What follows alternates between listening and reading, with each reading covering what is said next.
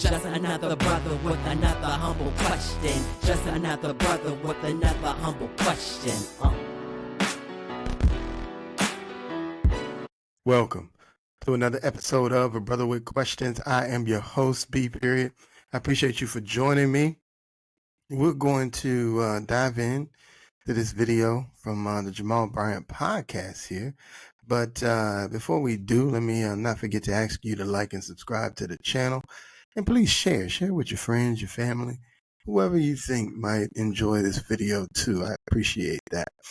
So I'm taking a little pause. I'm going to dive in. We're at the top of the week. The Democratic Convention is about to start. And so as the week closes here, we're going to kind of recap and talk about what it is. I'm assuming they're going to finally lay out this agenda that they have for the Harris-Walz campaign. And so we're going to dive into that later this week. But today, man, I was watching this video today. Jamal Bryant is interviewing a gentleman by the name of John Hope Bryant. He is not a philanthropist. He's an entrepreneur, and he does do philanthropy as well. But as an entrepreneur, one of his biggest companies is a company called Operation Hope, where he talks and teaches about financial literacy, mainly in the Black and brown communities, from what I could tell. But in this conversation, he was talking to Jamal Bryant about gentrification, and he laid a perspective that I think is different and contrary to the perspective that you typically hear from a lot of certainly minorities and their take on it. He's certainly left of that, but it's just the thought process that he gave. Now, if you go back, listen to this entire interview, he drops gems. He clearly cares about the Black community, brown communities, and all that sort of thing, and focused on teaching financial literacy as a way to unlock the key to success and wealth in this country. But we're just going to check out this piece, and then I'll probably drop the link to the whole thing in the description as well. But let's check him out. Really need to amplify. I heard you say something the other day that I wanted you to unpack on gentrification. Because what I am finding is a lot of the people who are a part, John, of these inner city churches no longer live in the area where the church is. Right. They grew up and grew out. Right. And so they come back into town as tourists on Sundays. Yeah. I want you to repeat what it is that you said about gentrification. It's so funny that that's true. I mean, I know I'm a church guy, so I'm at church every Sunday, and this is definitely true. There are few of us that actually live in the neighborhood where the church is located. So I concur on that one. And really where the church really has a role to play in that. Well, I run my mouth so much, I don't know exactly what I said, but if I think what you're referring to is that, we keep talking about gentrification as if it's a bad thing. Gentrification is a good thing. The dictionary definition of gentrification is literally a movement to middle-class values. You want a move. That's what the rabbi was telling you. You want people who have assets or not just on there so that they have something to give back and know how to budget and so on and so forth. And so you just want that to be inclusive gentrification. You want it to look like you, to include you. But the minute you see white kids, 22 years old, with flip-flops and T-shirts on a bicycle driving through your neighborhood, that's not a tourist, right? They own something in your neighborhood, and don't hate on them. They're not the Klan coming in with fire torches and with hoods on. They didn't run nobody out. In order for them to buy, somebody had to sell. Right. Don't hate on them. Applaud them for being intelligent. Just that is so true, and I think that's another perspective that, especially in the Black community, the gentrification in the Black community is you might as well cut somebody out because it's always perceived to be a negative thing. And one of the things I've had conversations with a few friends of mine, I go, I don't see what the bad thing is, because when you say white people are coming in and they're buying up the neighborhood cheap, my thought was, okay, so if they're doing it, why aren't we doing it? Because at the end of the day, as he just said, somebody had to sell. So if people are willing to sell, then why aren't we going in and buying? Why are we sitting on the outside looking in and going, see all them white people buying up all them old houses, blah, blah, blah, blah, blah, and blah, blah, blah. Black people got money too. If they can do it, why aren't y'all doing it? Why are we sitting around complaining instead of doing something about the situation? Right? Because what is inner city? An inner city in France is called Paris. Right. An inner city in the UK is called London. Right. An inner city in Turkey is called Istanbul. An inner city in Japan is called Tokyo. This is centrally located, valuable real estate. They put us in it to penalize us as other folks move to the suburbs. Right. In the middle of the 20th century, they didn't want to be around us. They created their own neighborhoods out wherever. That didn't work. Not crime. Traffic got horrible. They don't want to drive an hour. By the way, offices are coming back. Right. You heard it here. People said after 9/11, New York will never come back. You can't. You walk down the street in New York, little kid, 3 years old, kicking you in the knees. You can't. Right. Somebody pushing you off the stair. They said DC wasn't coming back. Offices will come back. It's going to take a minute. So the traffic's coming back. We're already seeing it, by the way. Oh yes. But these inner cities are 5 minutes from jobs, 5 minutes from transportation, 5 minutes from infrastructure downtown. This is invaluable real estate, and we should own some of it. Now, let me go back. Let me tie these two things. And there it is, man. It's valuable real estate. We should be owning some of it. We have to. And I'm talking about, when I say we, I'm talking about people who look at opportunities as if opportunities are only given to white people. The same opportunity that you see, where you see gentrification occurring.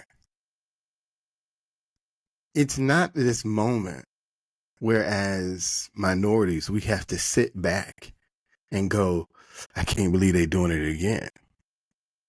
No, as minorities, we have to sit back and go, if you don't want 35 white people coming in and buying these old homes from older black people, or whatever the case may be, or younger black people, whomever they are, well then, instead of 35 of them, why don't 17 of y'all take 17 off, or whatever the case may be? Opportunity is opportunity. And as the opportunity grows, it's the responsibility of individuals to come in and do what's right. If you think they're doing something wrong, well, then you come in and do what's right. But can we stop sitting back complaining about how other people are blah, blah, blah? The same opportunities exist for all of us. They are not magical. They are just fiscally responsible. They see opportunity.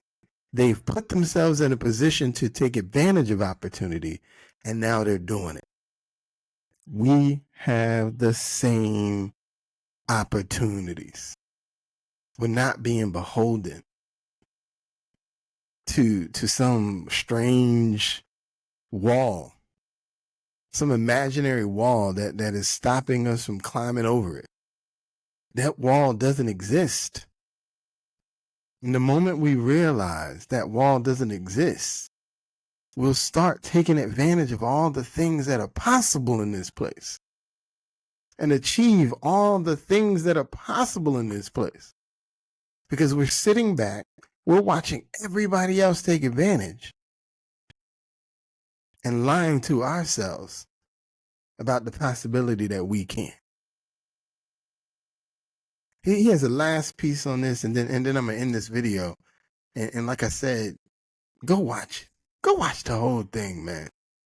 Together, because whether it's urban black and brown or rural black and brown or poor white, what we found with data, I love data. We had Experian pull every zip code in America by credit score.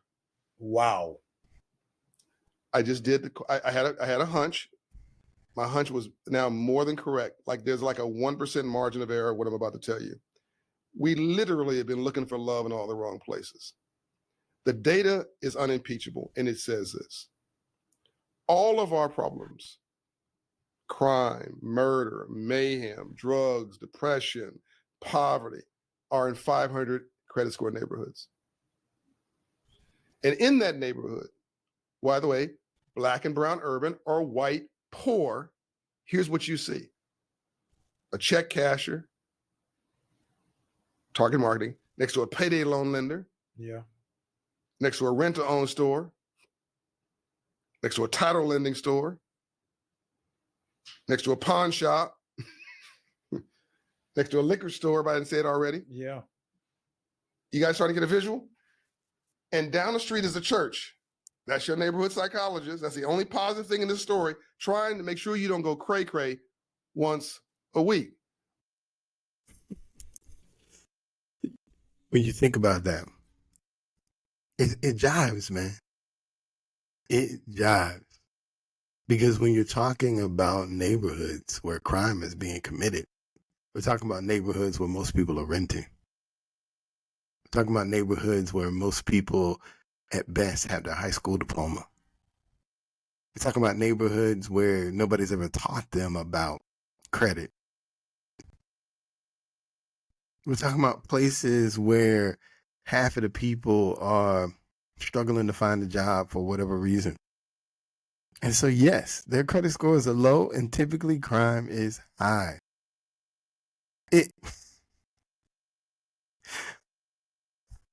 I'm gonna let him finish his last point, and then I got one more thing. Black folks riot on the streets. My poor white friends riot at the ballot box. Wow. You live to 61 years old in a 580 credit score neighborhood. What is the age for Social Security? Am I talking to myself? No, not at all. 65. By the way, I'm not saying some communities. On average, if you live in a 500 credit score neighborhood, you live to 61. Actually, it's 580. It's worse as you get further down. If you live in a 700 credit score neighborhood of any race, which is typically 15 minutes away, you live to 81. It's a 20-minute delta. I'm sorry, a 20-year loss of life because of your credit score and your zip code. And all the other numbers follow. So he said two things there. So the first one I'm going to piggyback on is the credit score. So he said in a 580 neighborhood, your average lifespan is 61. And then his point was, for anybody that missed it, Social Security doesn't even start to 65. So you now died before you can even take advantage of your Social Security. And then he says in the 700 credit score neighborhood, the average lifespan is 81. So there's a loss of 20 years on average, simply because, or that can be calculated based on your credit score. He goes on to talk about the idea that, once again, people in 700 credit score neighborhood, you have majority home ownership is almost doubled. The home ownership is almost double in those neighborhoods, if not more. Again, from an educational standpoint, those people have at least higher education, some kind of bachelor's degree or more. What it reminds me of is we're fighting so hard in this country for equality, they say. And one of the arguments that I make with people is that it's not that we don't have equality. I believe we have equality. What we don't have is we have a difference in values based on income. And so when you talk about that 700 credit score neighborhood, so you got parents who are more than likely bachelor's degree or higher. You probably have families, mom, dad, married, kids, whatever. And so typically in those families, there is a focus for the kid to also now go get bachelor's degree or higher. So we're in higher education. In the 580 credit score neighborhood, again, the average is high school diploma. There's not a focus on education. There's probably not even a focus on family because there's probably a lot of single family homes. Single parent homes. And so it's a value system that we're missing. Because if you can plug into the value system, mom, dad, raising kids together, you can plug into the value system, higher education. And that might include college, because for some, in order to get to those STEM degrees, because that's where the world is going, that's going to generally require college. But if you don't do the college thing, I'm going to tell you, go to trade school. Because electricians and plumbers, on average, they can make as much as the average college graduate, especially if all they got is a bachelor's degree. It's education is the key. Getting yourself educated, starting a family, 2-parent income household, and then encouraging your children, raising your children to understand education is the key in this country. You follow those paths, you're in a 700 credit score neighborhood. You're owning your home, which in this country, owning a home is the fastest way to building wealth. And now you're building something so that when your kid, or when you leave, there's something left for your kid to have, so that the next generation is starting off on a better foot than you. We make this thing sound like it's magical. It's so simplistic, but you got to buy into it. You got to get over yourself and understand the formula is simple. It ain't that you black. It ain't that they white. It's a formula. It's a value system. You buy into it, you plug into the system, and you'll have everything that you want. This ain't a race thing. It's a value system. And on that note, I'm out.